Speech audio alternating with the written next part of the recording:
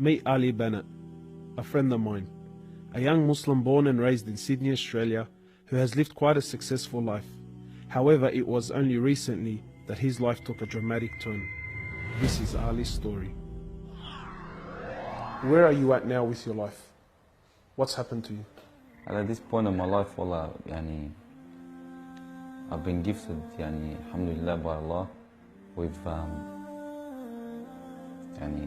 cancer throughout my body, and I've changed my whole life to sort of helping people. Why do you call it a gift, Ali? And alhamdulillah, it's a gift because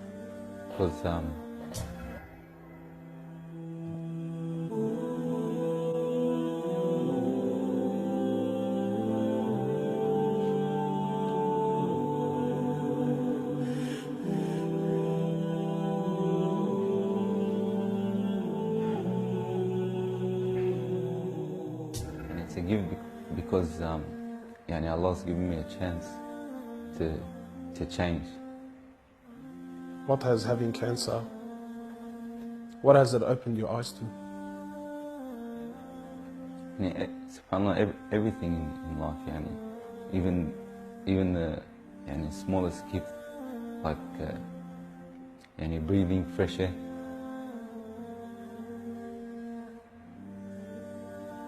Do you feel like you used to take that for granted before?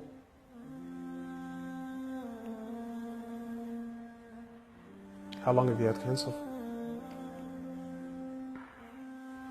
4 months now. Ali was diagnosed with stage 4 cancer and given only 7 months to live. Upon finding the news, he immediately sold his successful business and was forced to reconsider the lavish lifestyle he was accustomed to. Everything was to change. Ali, what was your reaction when you came to know you had cancer? I got rid of my cars, I got rid of my watches, even my clothes. I took them with me overseas and I gave them to a lot of people up there. Alhamdulillah. So I wanted to try to leave this world without anything. So you were on a mission to get rid of your dunya. It wasn't until Ali invited us into his room that we truly understood the luxurious lifestyle that he was living and the extent of the sacrifice that he was making. What's all this, Ali? Talk to me, explain this. It's a bracelet, costs about $60,000. $60,000. Yeah. What do you have in these boxes now? They're all my shoes, alhamdulillah. Louis Vuitton? All Louis Vuitton. How much is something like this worth, Ali? They're probably about 1,300. How much you pay for that, Ali? About 700.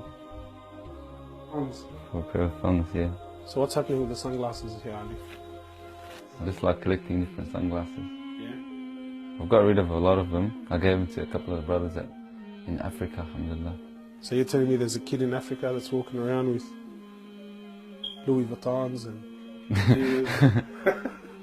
Can I try one of these hats on? I've only mentioned them in my talks like 100 times. You can try the red one on. It's limited edition one. Barakallah. What do you reckon else? Sheikh Gucci. Ali's interest in the dunya has left him abruptly and no longer holds a place in his heart. So Ali, what do you feel now, like when you look at this? And driving something like this doesn't really cross my mind anymore. It's not something I would want to do no more.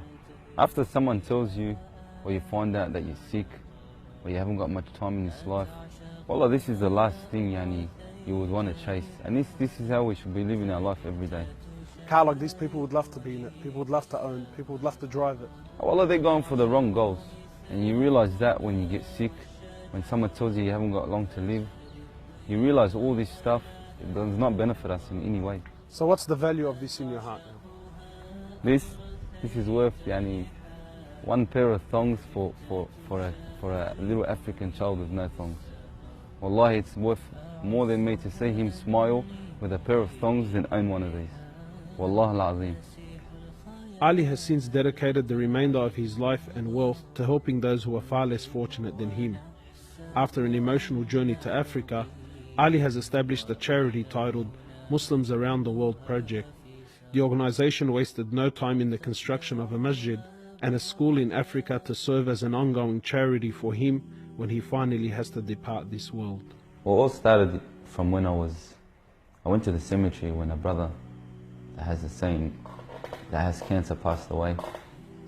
And I was at the cemetery and I was just thinking to myself, you know, after you go, there's nothing. There's no one there for you. No mother, no father, no brother, no sister, except for your deeds. And even your money is not going to be there for you. So the only thing that's going to be there for you is a sadaqah. And that's the only thing that's going to help you gradually through your time in the grave till you get to the ultimate destination. As the reality of death further sinks in, Ali spends most of his personal time in preparing himself for his final meeting with his Creator, Allah. The Prophet of Allah says, sallallahu alaihi wasallam, more or less, he says, he who loves to meet Allah, Allah loves to meet him. And he who hates to meet Allah, Allah hates to meet him. Are you loving to meet Allah? Because of this cancer, I've been advised by one of the brothers to take a special drug to help me with pain and stuff. And subhanAllah, it's very strong. I took a bit too much and I came into a whole different world within not knowing where I was, and it was very hard for me. And subhanAllah, I actually seen things I've never seen before. And my family were there all standing around me, and I was pointing up and I was saying, Ya Allah, take me. And it was that beautiful what I was seeing, I just wanted to go. And the next day, subhanAllah, I woke up and I was upset that Allah didn't take me.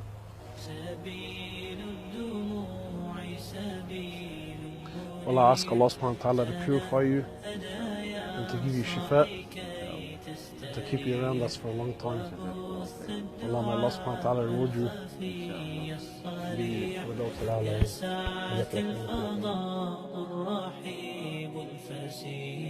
سبيل الدموع سبيل مريح تنهدى يا صاحي كي تستريح